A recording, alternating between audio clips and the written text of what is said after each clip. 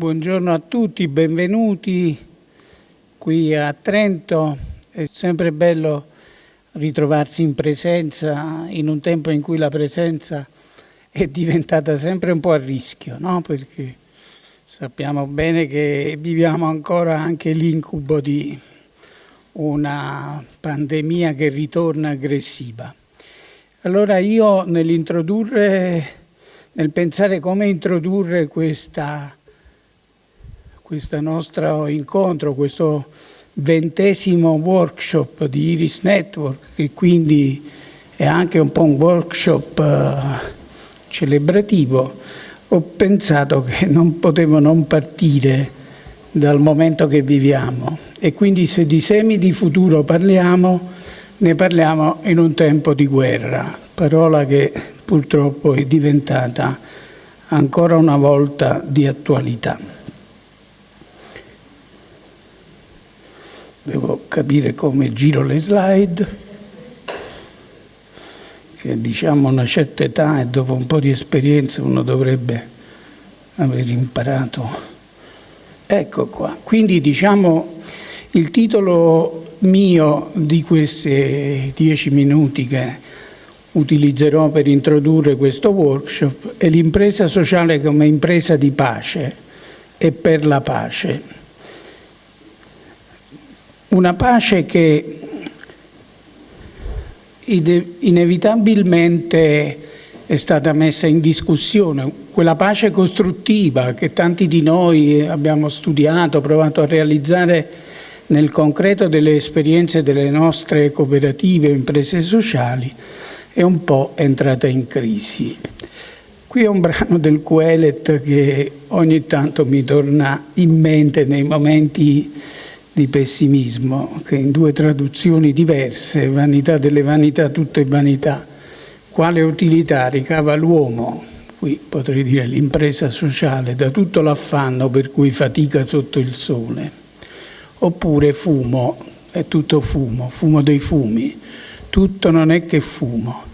c'è un guadagno nell'uomo in tutto lo sforzo che fa penando sotto il sole. Io penso che tanti di noi questa domanda se la sono posta, perché la guerra, le armi sempre più letali che uccidono, le menzogne che si moltiplicano,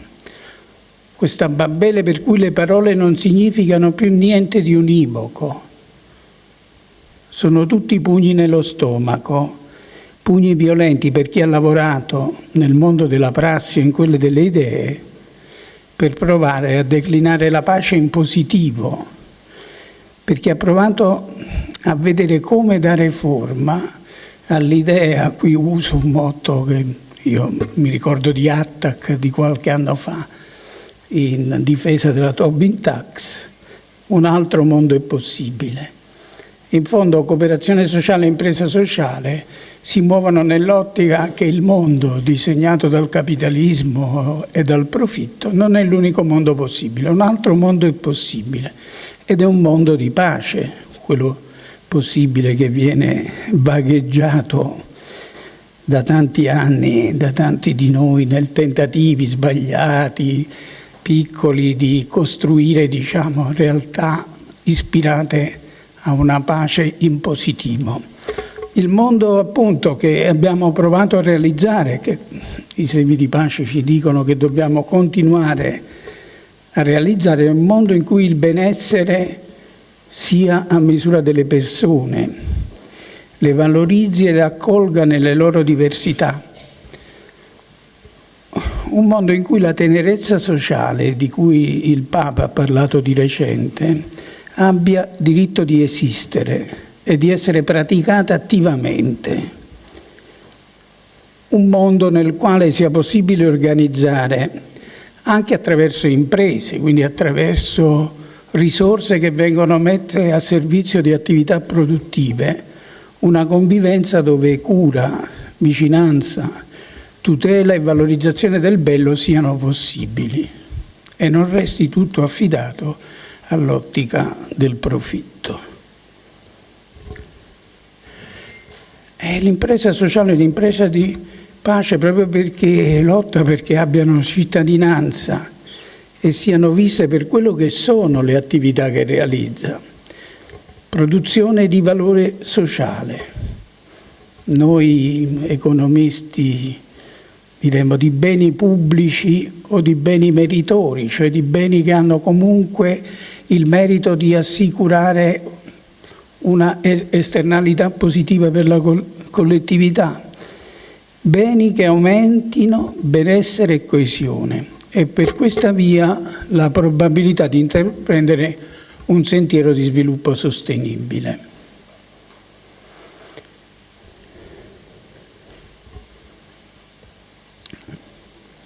Un mondo, quindi, per dirla in altre parole, nel quale la costruzione della pace avvenga anche attraverso un'attenzione vera alla fragilità. Quella fragilità di cui sono fatte le nostre vite, le vite di tutti noi, chi più, chi meno, chi per un tempo più lungo, chi per un tempo più breve, sono vite fragili e hanno bisogno di quella cura, di quell'attenzione che un mondo organizzato sulla base del solo profitto non è in grado di assicurare. In fondo anche la natura ha una sua fragilità che scopriamo oggi nelle mille forme in cui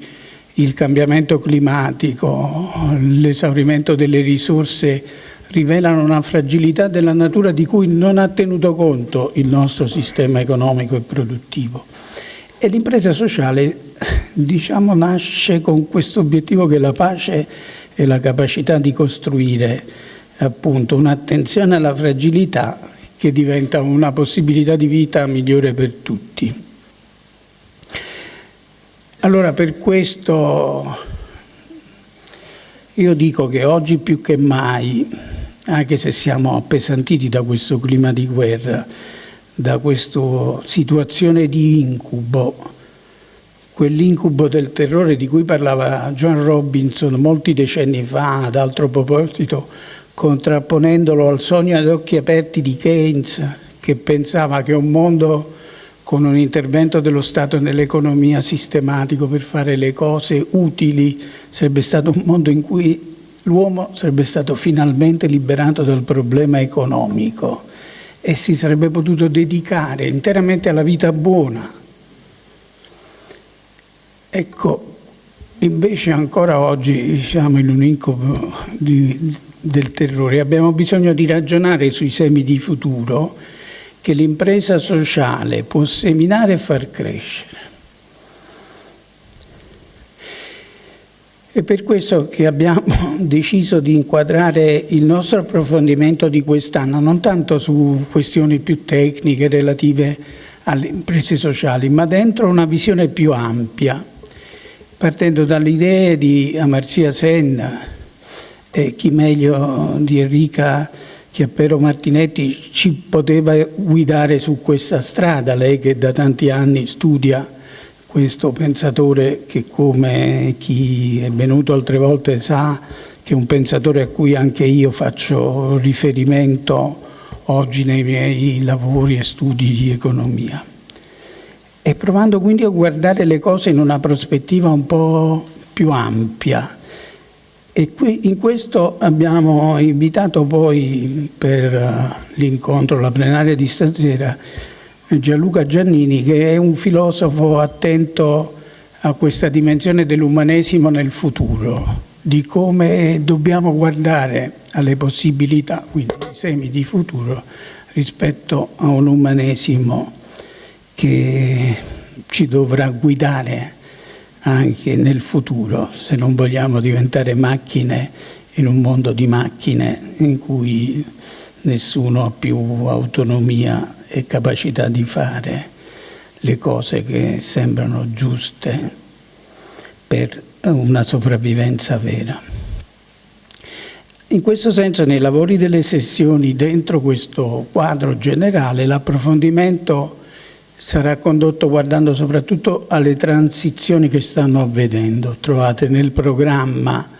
l'elenco delle sessioni parallele che si svilupperanno tra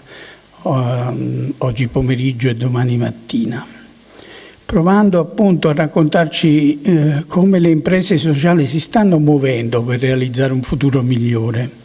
dando oggi a quest'idea che un altro mondo è possibile, ancora oggi una chance di vita, ben sapendo che essa non verrà automaticamente. La guerra in fondo questo ci sbatte in faccia con violenza. Questa chance di vita diversa, questo altro mondo possibile non viene fuori da una impostazione della nostra società tutta orientata alla ricerca assoluta del profitto, che poi purtroppo la storia ci insegna spesso si accompagna prima o poi a violenza e guerra. Allora, ecco, i lavori, a me il compito semplicemente di introdurre, dando qualche spunto di riflessione, i lavori di questa 2 giorni intensa, ricca di appuntamenti, che spero sia anche di stimolo per tutti noi per, come dire, dare un senso diverso al nostro lavoro e un impegno maggiore nella realizzazione delle tante belle, piccole o grandi cose che stiamo provando a realizzare. E diciamo in questo abbiamo anche un saluto di Carlo Borzaga che vi leggo, che ci dice che è la prima volta che non riesco a partecipare del tutto o almeno in parte al nostro workshop. Non mi dilungo su quanto mi dispiace, anche perché non potrò salutare i molti di voi che conosco personalmente. E così ho pensato di mandarvi un saluto collettivo.